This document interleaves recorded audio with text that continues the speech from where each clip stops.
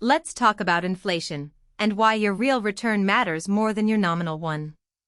Prices rise over time, so money buys less each year. If you earn 8% but prices rise 3%, you are not really 8% richer. The rate you see is the nominal rate. The rate after inflation is the real rate. The Fisher equation links the two. Inflation is the steady rise in the general price level. Suppose a basket of goods costs $100 today. If inflation is 3%, next year the same basket costs $103. Your $100 now buys less than before. So inflation quietly erodes the purchasing power of money. Your nominal return is the rate the bank pays you. Your real return is what you gain after inflation. Say you earn 8%, while inflation is 3%. Your money grows, but so do prices. Your real gain is only about 4.85%. Real return is what truly makes you wealthier. The Fisher equation ties nominal, real, and inflation together. 1 plus the nominal rate equals 1 plus the real rate, times 1 plus inflation. In symbols, 1 plus I equals 1 plus R, times 1 plus pi. It says your money must first beat inflation, then earn a real return. This is the foundation of every inflation calculation. Let's find the exact real rate. Rearrange Fisher to solve for the real rate. 1 plus R equals 1 plus I, over 1 plus pi. With nominal 8% and inflation 3%, that is 1.08 over 1.03. The exact real rate is 4.85%. Not 5, as a quick guess would suggest. There is a handy shortcut for the real rate. The nominal rate is approximately the real rate plus inflation. So the real rate is approximately nominal minus inflation. 8% minus 3% gives about 5%. This approximation works well when rates are small. For exact answers, always use the full Fisher equation. We can also back out the inflation rate. Rearrange Fisher to solve for pi. 1 plus pi equals 1 plus I, over 1 plus R.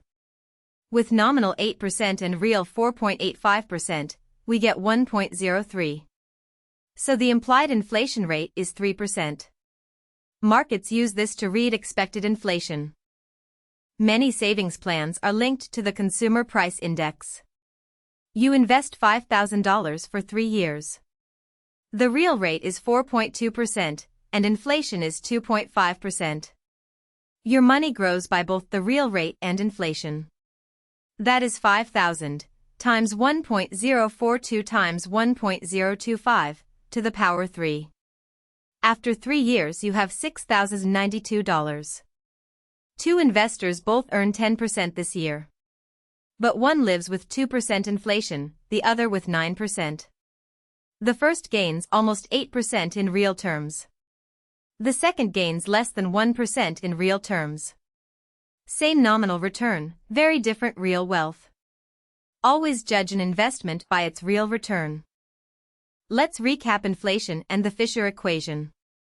The Fisher equation links nominal, real, and inflation. The exact real rate divides 1 plus nominal by 1 plus inflation. A quick estimate is simply nominal minus inflation. And you can rearrange it to find implied inflation. Real return is what truly grows your wealth. Quick quiz, test yourself. You invest $5,000 for 3 years at a real rate of 4.2%, with inflation of 2.5%, so what is the final value? Here are your 4 options. Pause the video and solve it now. The correct answer is B, $6,092. The money grows by 1.042 times 1.025 over 3 years. Quick quiz, test yourself. Your nominal return is 8% and inflation is 3%, so what is the exact real rate? Here are your 4 options. Pause the video and solve it now. The correct answer is A, 4.85%. We divide 1.08 by 1.03, then subtract 1. Quick quiz, test yourself. Your nominal return is 8% and your real return is 4.85%, so what is the implied inflation rate? Here are your 4 options. Pause the video and solve it now. The correct answer is B, 3%. We divide 1.08 by 1.0485, then subtract 1. Quick quiz, test yourself. Using the quick approximation, if the nominal rate is 8% and inflation is 3%, what is the approximate real rate? Here are your 4 options. Pause the video and solve it now. The correct answer is C, about 5%. The approximation is simply nominal minus inflation, 8 minus 3.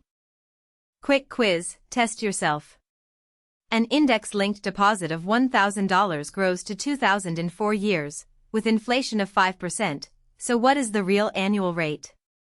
Here are your 4 options. Pause the video and solve it now. The correct answer is B, 13.26%.